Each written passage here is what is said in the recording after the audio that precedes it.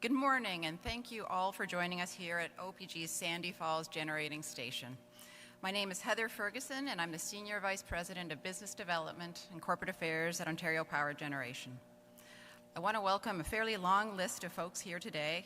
First off, Moose Cree First Nation Chief Peter Wesley, Taquatagamo Nation Chief Bruce Archibald, the Honourable Stephen Lecce, Minister of Energy and Mines, the Honourable George Pirie, Minister of Northern Economic Development and Growth, also MPP for Timmins, Timmins Mayor Michelle Boileau, Kapuskasing Mayor Dave Plourde, Chief of Matagami First Nation, Chief Constant from Matagami First Nation, Paul Norris, President and CEO of the Ontario Water Power Association, as well as community members, local stakeholders, and quite a crowd from OPG.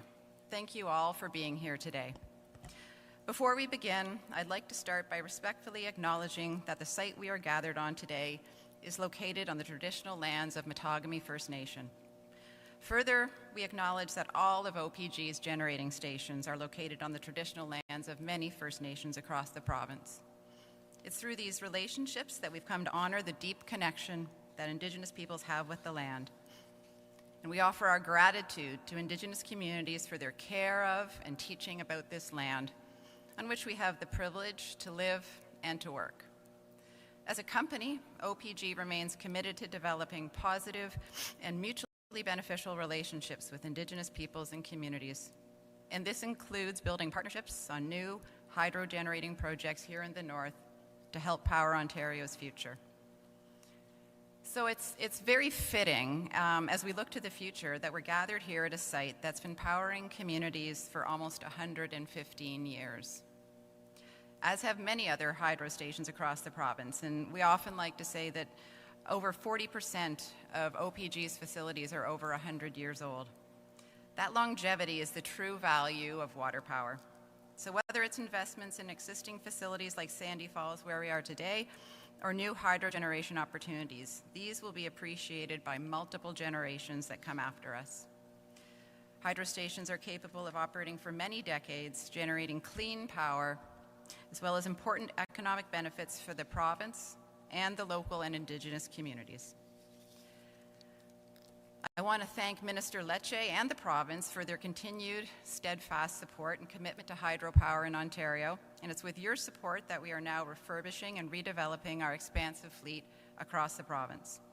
And it's also with your support that we now look forward to working with TTN and Moose Cree in a First Nation-led planning process for new hydro development on their territories. And with that, I would like to welcome Moose Cree Chief Peter Wesley to share a few remarks.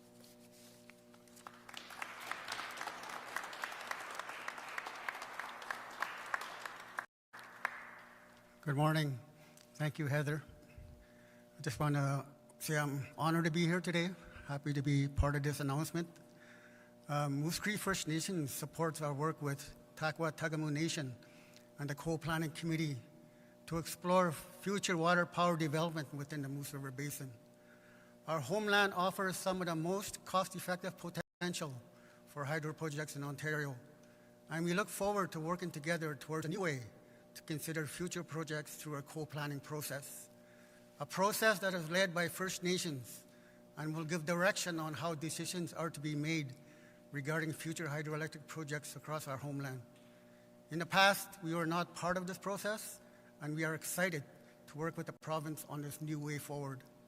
This collaborative effort aims to focus on the power needs of Ontario while respecting the interests of both communities and building upon our partnership with Ontario Power Generation on the Lower Matagami River project. Our co-planning work will develop a streamlined process for potential hydro development, ensuring environmental impacts are evaluated and understood by our communities, in addition to the benefits these projects could bring in terms of jobs and long-term revenue. Our communities and our values will guide the process in a way that will make projects a success, not only to our communities, but for all of Ontario. We thank the Minister of Energy and the province for standing by the Moose River Basin and Northern Rivers commitment, and look forward to continuing our work with Ontario Power Generation, our partner in principle in this potential new development. And thank you. And I want to call upon my colleague, Chief Bruce Archibald, Taquatagamo Nation.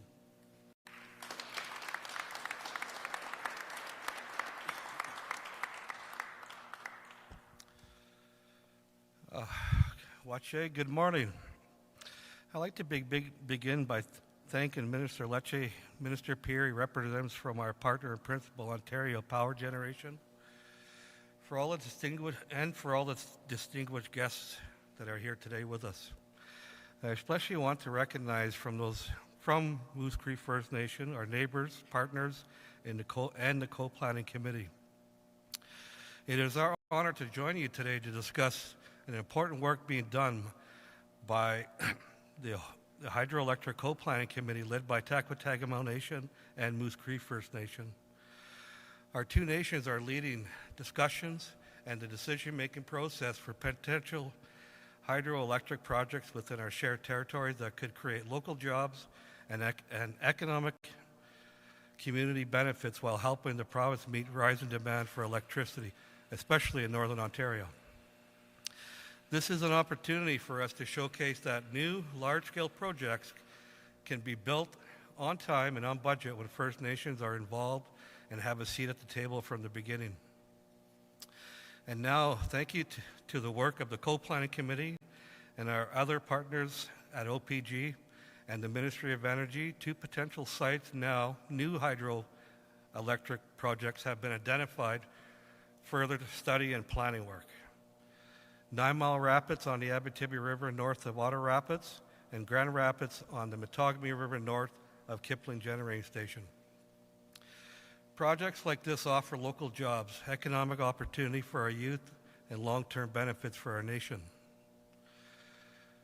Economic reconciliation means, we lead not just to participate, it means that our voices and our priorities are heard and respected at each and every stage of this process. This is also an opportunity for the province to walk the walk on nation-to-nation collaboration. This means supporting First Nations-led approaches while helping to achieve Ontario's energy and infrastructure goals. Thank you to Minister Lecce for acknowledging co-planning commitment and showing the rest of Canada what true economic reconciliation means to our communities. We look forward to continuing the exploration of potential hydroelectric opportunities together and doing our part to support Ontario's work to meet rising demand for electricity here in the north and across Ontario. Miigwech, thank you.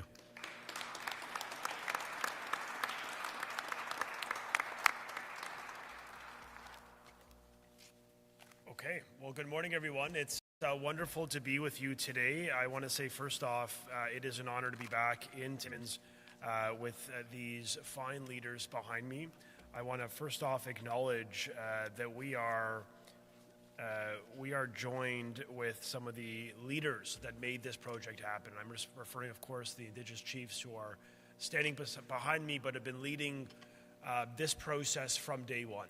This was a dream, a vision from over 30 years of talk, and finally we have action today.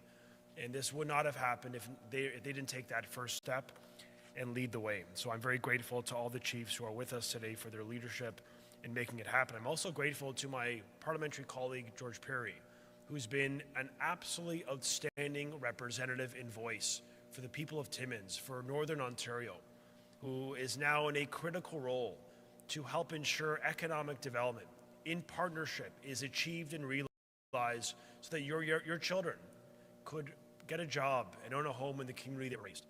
And that is a beautiful mandate that I know George is fully committed to achieving, having been a strong mayor, a strong leader in business, and a proud Canadian. So congratulations, George, upon your re-election, sir. I'm looking forward to working with you.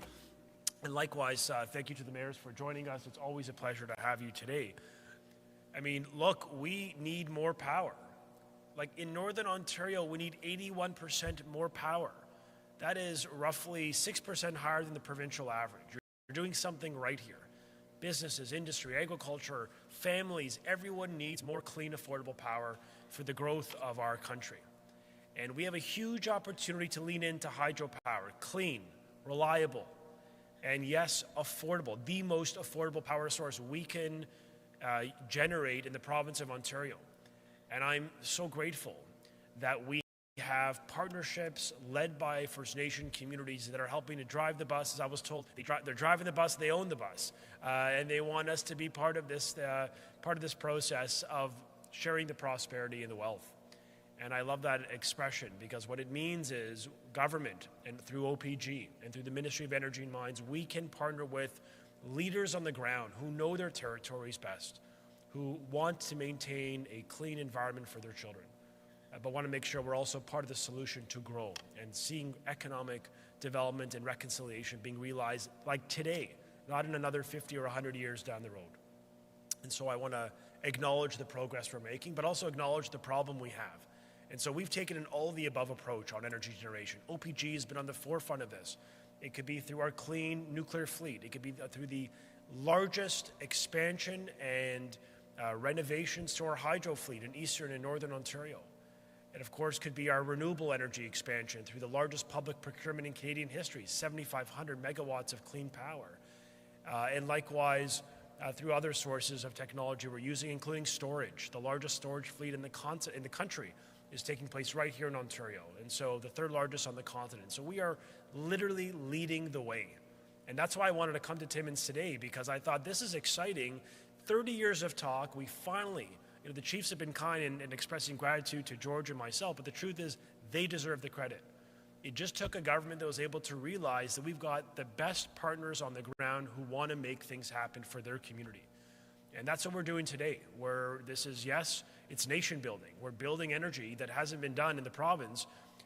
In roughly a decade, the government of Ontario has not invested in net new large-scale hydro in a long time, too long, some would submit. But certainly for the communities behind me, they would submit for 30 years, we could have done this a long time ago.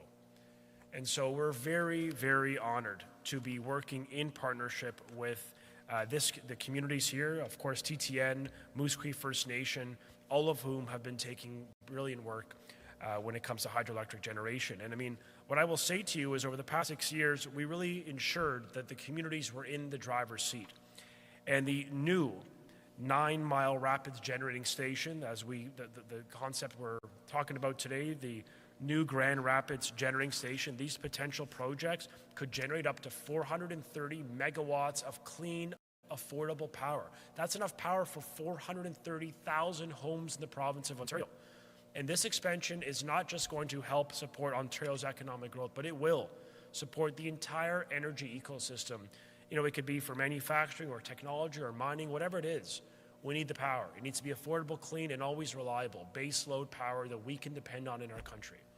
And for over a century, hydroelectric power has been at the center of our economy. And so it's a great honor to be leaning in to hydropower today, doing it in partnership with great advocates like Paul and others who've been strong defenders of this, and the workers who are with us today who every day come into work to make sure the lights are on.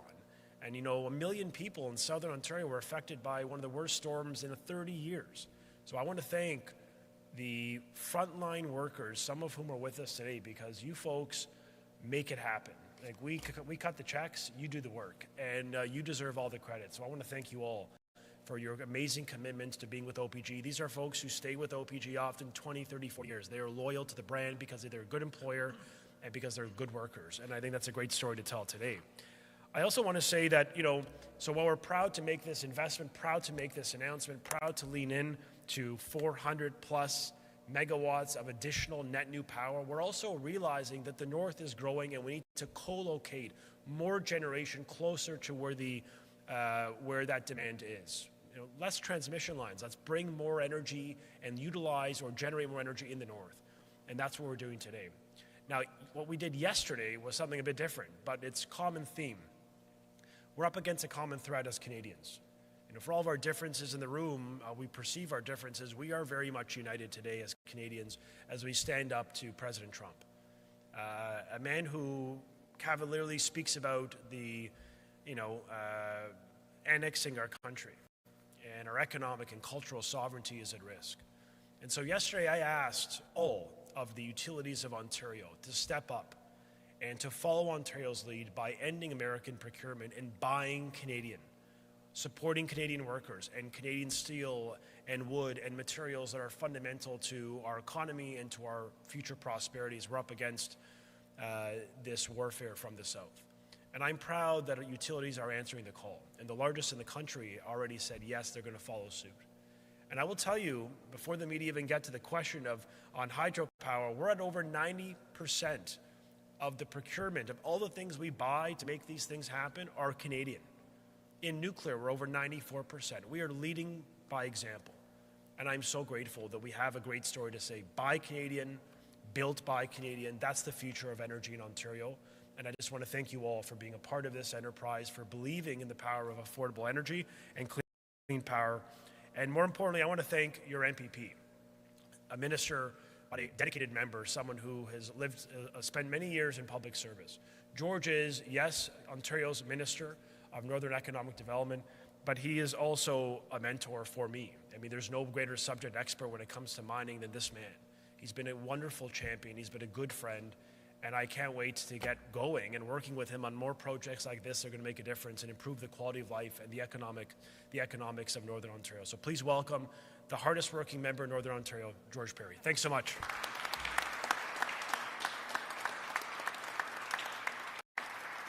Well, Stephen, thank you very much for those kind words. Really and truly, it's just a real honor to be standing here with you today. Again, thank you very much for those kind words.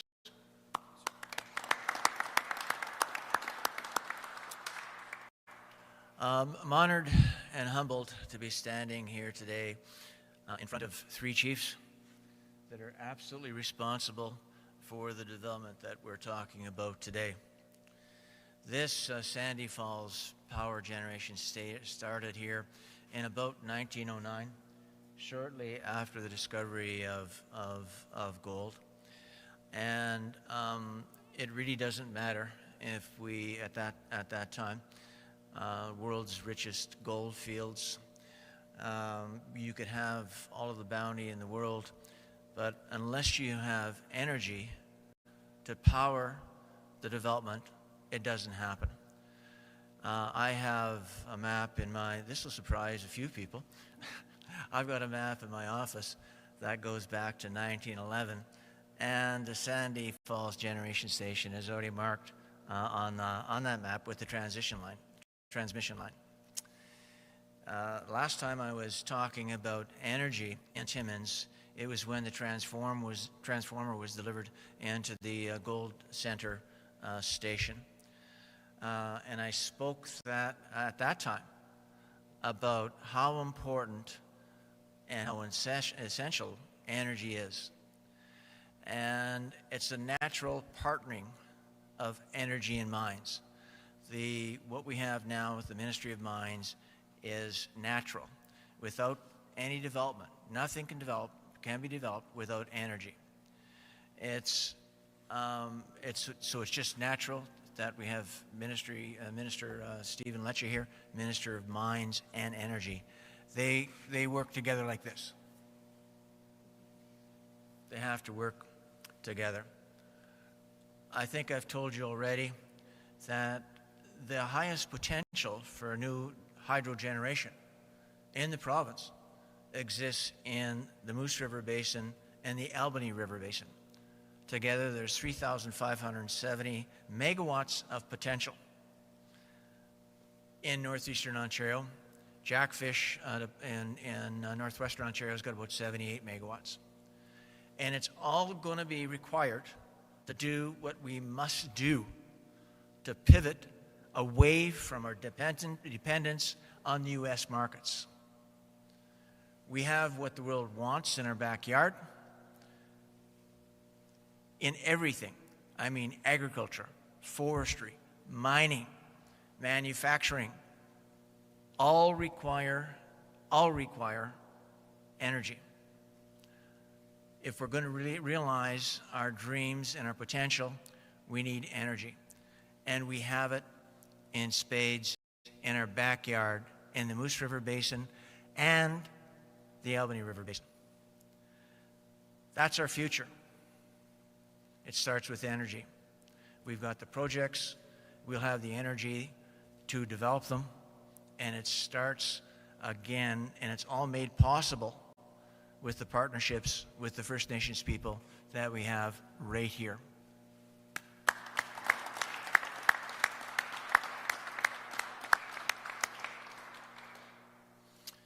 It's an exciting time. It's getting more exciting. I don't know how you feel about it, Mr. Lecce, but I'm not threatened by these tariffs. We have what the world wants right here in our backyard. All we have to do is seize the day, speak with one voice to ensure that we achieve our destiny. I hope you're as excited as I am. I'm really excited about this announcement.